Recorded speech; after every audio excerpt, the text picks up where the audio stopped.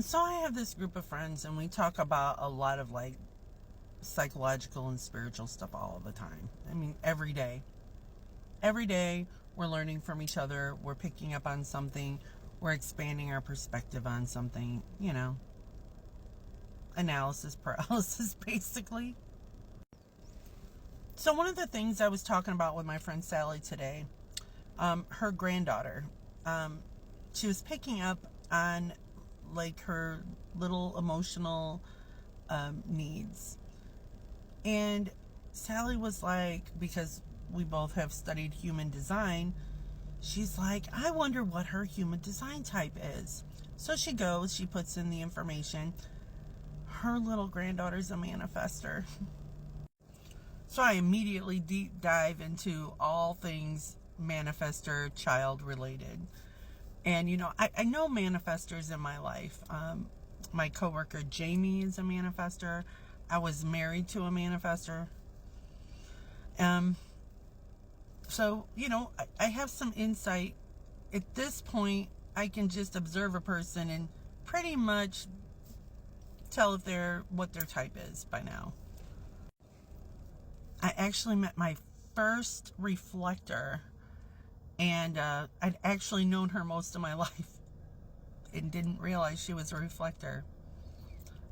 She is like the most unique human being I think I've ever known, though. So I knew innately, even when we were in school together, that there was something unique and special about her, and I couldn't put my finger on it. And then when we were going over human design types, and she was like, well, I'm a reflector, and I was like, what? Oh, Trudy. So anyway, when I first found out about human design, I wanted to immediately know what my children's types were. And my two oldest children, my oldest son and my daughter, they are generators. I am a self-projected projector, and my youngest is a projector. And the dynamic between us is really different. As a projector mother, I'm not innately generative. It's not really within my type to be generative, to produce in that way. We usually will do that out of conditioning. Those open centers that we have, and projectors have quite a few open centers. But the dynamic between my children and what makes it unique. My generator children love me very much.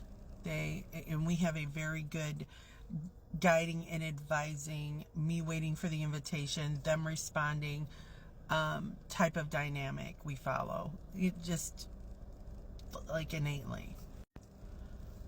But I've come to understand that my children are those two older children are only able to see me the way they need me to show up for them. They see me as the person that they need me to be for them. So it's really not like being seen. It's being loved for who they need me to be for them. With my youngest, as a projector, that dynamic is very much being seen. I mean, I cannot get away with any bullshit with my youngest. He sees me for everything that I am, and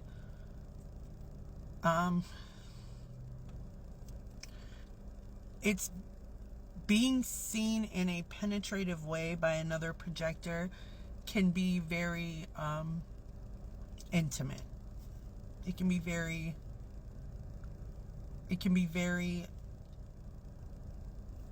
I don't know how to explain it, penetrative. Like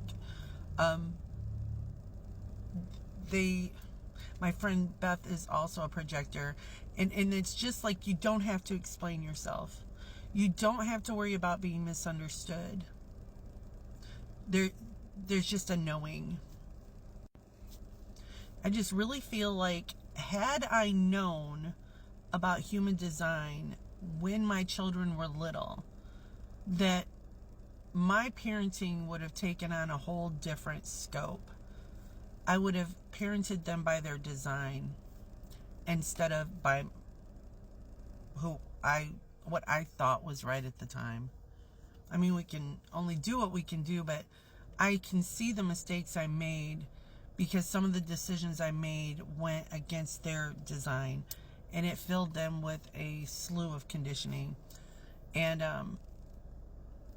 so going forward, like, if I can encourage those who are kind of in the community where they're open to this type of thing, to look up human design, find out what your type is, look up your kids, find out what their types are, and see what the dynamic is in between you, because it really does make a difference.